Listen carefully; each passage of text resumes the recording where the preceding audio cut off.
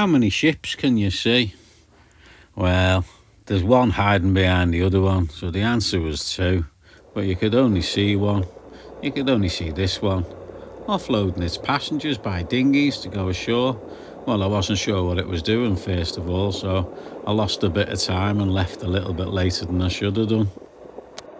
The ideal departure time is high water Dover, -2 hours to travel south from Fishguard. There's a stream sets early from Fishguard to Strumblehead, so it'll take you up there, so you're there for the tide turning. Swallow's doing about 4.5 knots through the water, but we're making near 8 over the ground. Well, that's the stream up to Strumblehead, because the whole idea is having slack water at Strumblehead to avoid any overfalls that you can get there. And that'll give you loads of time to get your backside down to Jack Sound with the tide with you. After Strumblehead, the next corner you've got is St David's Head, which takes you into a sound called Ramsey Sound. Ramsey Sound's a great big wide sound, so it doesn't matter much what the tide's doing there, you just fly through with it. That's the island of Ramsey just there in the middle of the screen, opening up, and that's the gap it's opening up to leave as passageway through. And this is what it looks like as the gap starts opening up and you realise it's huge to get through here. Springs and wind over tide of more than a force 4 can make it quite a bumpy ride through here, so don't be a hero. Force 5 on's a good white knuckle ride if you're up for it. And then head straight for Jack Sound. In between the two sounds you've got St Bride's Bay. St Bride's Bay is one of those places that ships love to come and hang around and wait for the time inside of the Milford Haven, I think. But they're always here. Tide is with you all the way on this journey, all the way until you get to the sound, that is, and the time for the sound is slack at the sound. When you get through the sound, there's still some tide with you, but it actually turns round and opposes you afterwards within the sound itself. And if you find yourself late and you're sailing and you're enjoying it, you've still got tide with you if you actually go round Skomer Island. Stay tight in on the island, go through Broad Sound at the back of the island, and you're back on track. That's the gap we're going for. This is where we're up to, the beginning of the sound. Let's have a closer look. This is the sound. I enter on this direction here, which you can see is quite clear, straightforward, until I find this transit line between Tusker Rock and Blackstones Rock. I stay on the transit line then, using the rocks forward and back of me to make sure I don't drift, until I get virtually to Blackstones. And then I just stick in a southeasterly. I find this is the most unsettled water area. It bumps up and down here terrible. And no sooner you're through and the tide turns for the other boats to go the other way. This sailing boat, this is Arthur and his new boat Cascade, taking it on its homeward delivery. He says he's got to stop at Pwllheli for some work. The last headland to go round, St Anne's Head with the old lighthouse on it, the foghorn and etc. Which puts us exactly here. Well, as luck would have it, soon as we get into the Milford Haven, we've got air. So for the first time today, we can turn the motor off and we can let the sails have a little stretch. And of course, we can have a bit of peace and quiet as well. And with a little bit of luck, because we've got a slight bit of tide coming in with us as well, we're going to be able to sail at a decent pace all the way to our desired destination. This is like a bit of a Brucey bonus at the end of a sail. It's not actually been a long sail, it's quite a short sail coming round. I'm suppose you can do it in 6 hours quite easy, but for us it's one of our shorter days.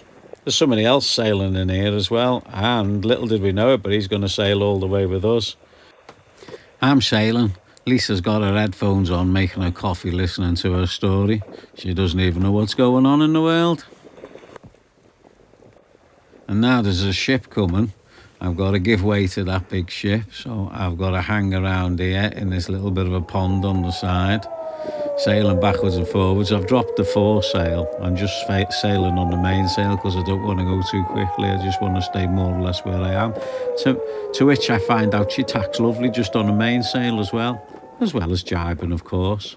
And here comes what I'm waiting for. I need him to disappear out the way.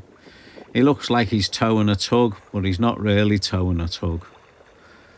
The tug's there, so when they get to the end of the Milford Haven, there's a 90-degree turn, and the ship obviously can't make the 90-degree turn, so the tug normally drags the backside of it round. I've seen them do it a few times. So the tug's is steering gear at the back, or it will be when the time's required. The green boat, I think, is a pilot boat. They normally throw a man on to help them navigate out and navigate in. And then the pilot boat takes the man off the boat once they've got the boat into safe water. Now that he's gone, sails back up and regain where I was up to. Start tacking back down this river. Well, it's not really a tack, it's just a close reach all the way down. And that, I was a little bit too close to that. Not comfortable how close I am to that. And it looks like he's been a lot closer than I have to anything. I've not seen a scrape that long on the side of a ship, from bow to stern. Look at all them solar panels, directing heat back into the skies. Someone in a hurry. And this fella popped out of nowhere, shot round the corner, having a clue where he's been. One minute he wasn't there, the next minute he was there, and I'm trying to sail to the side to get out of his way. He's slowing down for nothing, and I think he's got one of those big dolphin noses in front of him, because the bow wave seems to be in front of the bow. See? Hell of a wave. Don't want to be sucked into that. I guess this chap's a local sailor. He sailed all the way down here, and I thought to myself, well, he must know the sort of way, so I sort of followed him. But not now. I'm going to say goodbye. Sails down. I'm going to motor in over there, round that bend there. The Marina's supposed to be just under there. It's before that bridge, definitely on the chart, so I'll just follow this wall in. It's the easiest thing to do. And at the end of that wall will be the Marina, and there's a couple of buoys, port and starboard buoys. And it's dead easy access. It's 24-hour access, and when I say easy access, there's even a holding berth right at the beginning, so you can just go in and grab the holding berth, and there's that chap sailing off. Well, we found our mooring quite easily and got in. I'm doing a quick pan round, and I don't even notice there's Swallow's sister there. She's called Nordic Star, and as there's only a handful of them made, then it's quite nice when you actually bump into one of them somewhere. The Marina's set in a nice little location, and up the top there, the top of the place is a restaurant and a bar, and downstairs is a cafe. Offices, toilets, showers, all the rest of that. And down there's boat sails. There you go, Nordic Star, sister ship. Looks very, very, very similar, but completely different set of windows. This is Tusker Rock, the first rock you see when going into the Sound. I had to pass it to my port side. There it is on the chartlet. If you put it to port and then take your line as soon as you've passed it, travelling southwards through the Sound, I think all the main dangers are on the port side, which is the mainland side. You got little diddy rocks like Cable Rock that stick out in your way. And other rocks after that with little growlers here and there, but they all seem to be the ones that disappear just under the water. Seems to be the mainland side, and the big rocks seem to sit the other side. There's Cable Rock, they're just peeking out at low water, so I should think that would cover up quite happily, wouldn't it? And then just be there for your keel. The crabstones themselves on the opposite side, to me, the ominous rocks, the big rocks, they stick up, and you shouldn't go between them and the island. As long as you stick on the outside of them, you shouldn't have any problems whatsoever. And then in the distance there, those rocks, that's Blackstone's rocks, that's what you actually head for. You keep your transit on there. Little growlers on the port side. Plenty of them as well. There's not just the one Cable Rock. There's lots of little rocks which hide on that side, so just stay away from that side. And it's also the mainland side is also down the centre is where you get the bumps of water. Stay on until Blackstones, keep it on your starboard side, and you're done. That easy. Voila.